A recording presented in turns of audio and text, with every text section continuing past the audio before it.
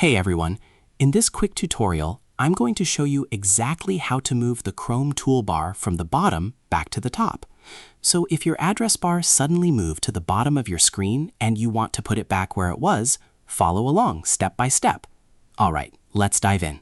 First, open the Chrome browser on your phone.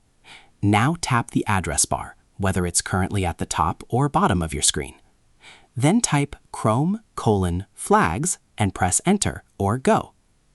Once you're on the Chrome Flags page, we need to find the setting that controls the toolbar position.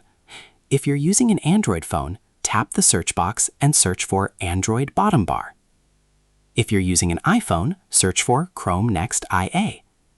Once you find the correct option, you'll see that it's set to Enabled by default. Tap on it and change the setting from Enabled to Disabled. After that, Chrome will need to restart for the change to take effect.